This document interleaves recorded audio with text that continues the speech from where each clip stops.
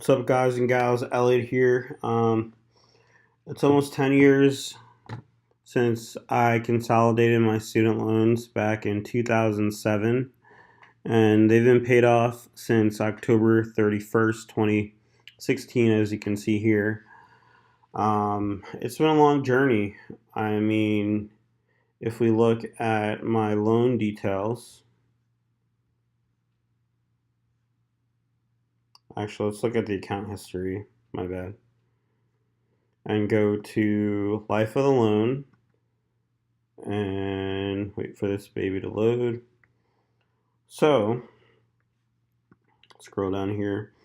My original balance of the loan was $46,769. And I've been through quite a bit of life in that time. I quit one job, I got laid off from another. I moved 1,500 miles from my home state of New York to Texas in search of a better quality of life and the opportunity to boost my income. So, going back here to 2007, I was making payments and they were all going toward, or most of it was going toward interest. So, here we have the interest where my cursor is, and this is principal to the left. So interest, and the first couple of payments, less than $100 was going to principal, which is kind of silly. So when I could, I made payments extra, like this $1,000 payment back in 2008. But for the most part, I stuck around $300. But I did try to pay extra as I could, like 500 and so forth. So, I had quit my job in August of 2009, and then I basically said, "Oh, I can't pay," so I went on income-based deferment. And I got another job a couple months later, so that's why there's this gap from July to November. And back then, I went back to making regular payments, January, February, March. So basically, I went back to regular payments for 5 months. And then I believe I did another deferral. Oh, I know what happened. Um, the dummies at Sallie Mae at the time applied my payment as a prepayment and not as a principal payment. So some of these payments that I was making weren't actually going toward principal. They were me paying in advance, and I was so young and I didn't even think about it. So after that, I made some more payments here. Nothing was going toward the principal, which is kind of a joke. But one big thing, you may see that these payments, hey, they dropped from 289 to 113. What gives?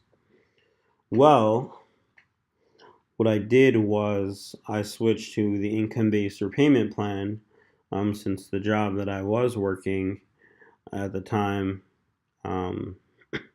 wasn't paying me a whole lot of money. So I figured, oh, I'll have some more spending cash. If you're taking home, I don't even remember at that time what it was. It wasn't a lot. I'll put it that way. But $113. None of it went toward the principal. So that lasted from December 2010 up until, let's see, for a long time, 2010 to 2012. Yeah, December 2012. So I basically went about 2 years without really making any dent in my student loan. And this capitalized interest is basically saying that all this interest went toward principal. So now on top of the interest, you have a higher principal, so it's essentially interest on top of interest. So December 2012, I got fed up. I got hungry. I said, "This is it." To quote a line from Star Trek, the line must be drawn here. This point, no further. Leaving out the whole assimilating worlds and whatnot. So, yeah, after that, I made extra payments as I could. Like here is $100 payment, extra principal, uh, 50 and $100 payments, and then this payment, basically all of it went to principal. So I was really starting to make a dent in this. So any extra money that I had, went toward the loan. I was lucky enough to have a supportive partner at the time, that encouraged me to make these student loan payments and be debt free, or get closer to it, at least in terms of the student loan. So yeah, some months I was making $1,000 payments. So that continued for a while. So that, I'd say, I saw the biggest traction. I mean, when you start making 490, almost, what was that, 500, almost $900 in principal payments, your loan comes down really quickly. Well, assuming what your balance was, but mine, every month it was down, close to $1,000. So I'll also add that my interest rate was 4.25% after the auto pay discount. So yeah, kept making progress. And then I started making even more payments.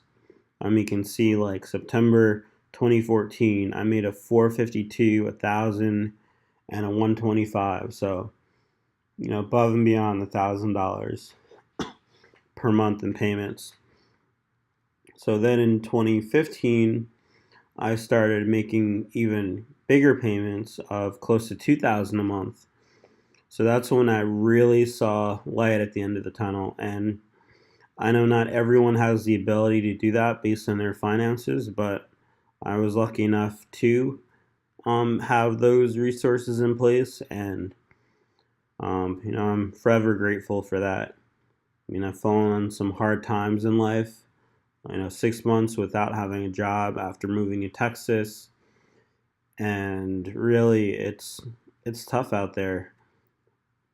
I worked a job for close to 6 months where I was getting paid per day, and this is someone with an MBA getting paid per day as basically a glorified secretary. I never want to go back to those days, but ramble aside, after late 2016, I just was fed up having any student loan balance.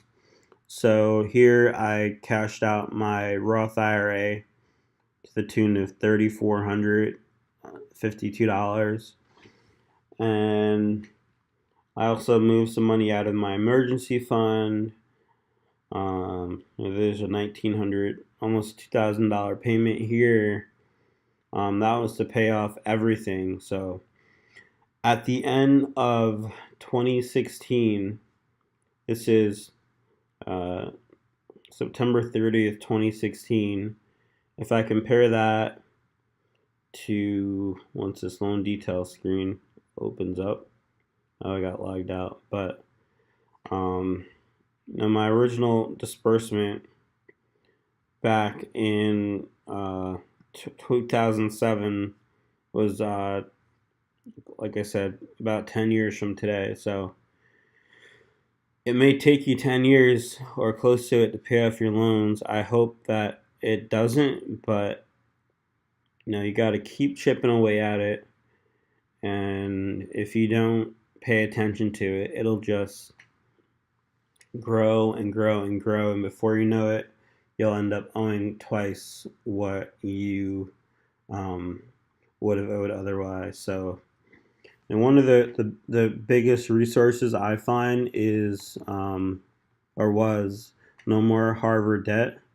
That's Joe Mihalik's blog where he talked about paying off his student loan, and he graduated from Harvard, so he's a lot quicker about it than I was. But he did it back in 2012. It took me 4 years after him to do it, but I did it, and no, it's an enormous weight off your shoulders. I mean, I do have other debts now, some of them medical, and I decided to buy a new car, which I love, but it's more money that I owe. It's not nearly the 47,000 that I owed before, but it's still debt. So yeah, I'm gonna stop babbling here, but check out Joe's blog, nomoreharvarddebt.com, and he has some great articles. I'd also say Mr. Money Mustache. He's a great resource. Financial Freedom Through Badassity. That's one of his taglines, if you will. And here he has a bunch of articles or a bunch of blog posts about how and why you should become debt free and avoid getting into massive levels of debt for no reason. So, yeah, those are two resources. I'd check out credit unions to work on refinancing. But yeah, you have to have tenacity in this game. You go to student loan debt crisis or studentdebtcrisis.org. You can read about personal stories of people who are also in debt. I find some of them motivational and some of them are pretty depressing. And you can see here, graduated in 2007 with a Bachelor of Fine Arts degree and owe $180,000 in 2017. $180,000 is enough to buy a house in Texas, and it might not be super new and fancy, but it's relatively new. I mean, made after 1980. But yeah, some of these stories you just wonder what people were thinking. Yeah, and this person was older. They had $54,000 in student loans, 2 degrees, and then 7 years later, he couldn't find a job. Now, it is a lot harder when you get older. I know that from stories I've heard of people who are in their 50s and 60s. There's definitely age discrimination in the workforce. But yeah, if you check out some of these stories, you can't not feel for some of these people. Yeah, $32,000, $72,000. They took out the loans when they were 18. And when you're 18, you're not the brightest. I know some people are geniuses at 18, but most of us aren't. This person graduated in 1992.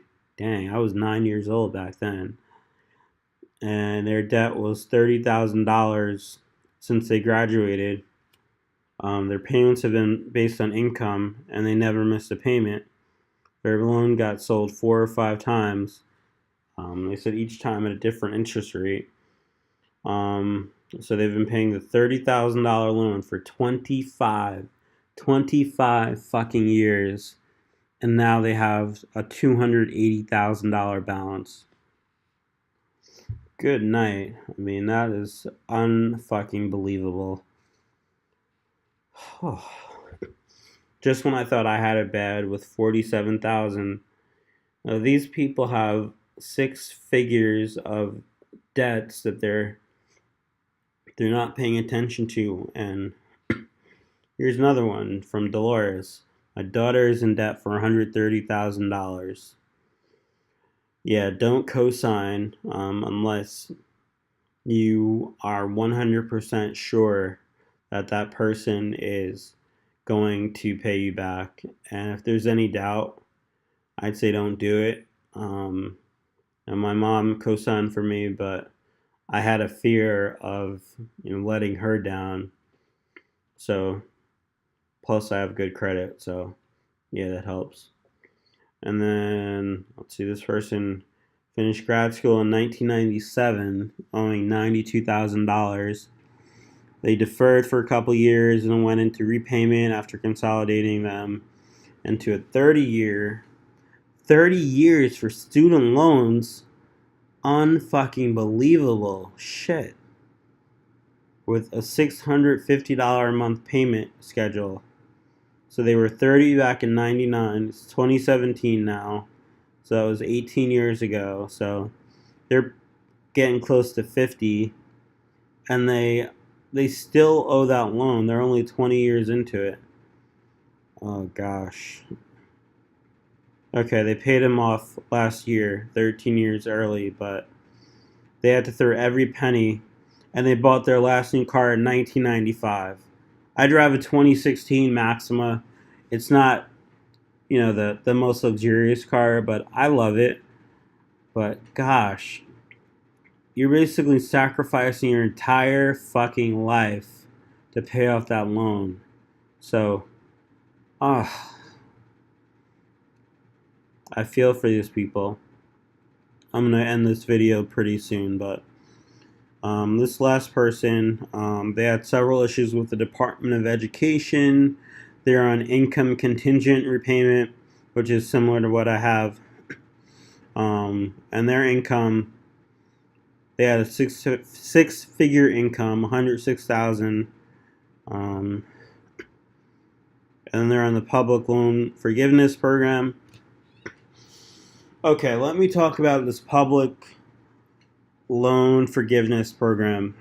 I don't know how long it's going to be in place. I mean, the government sometimes bites off more than it can chew.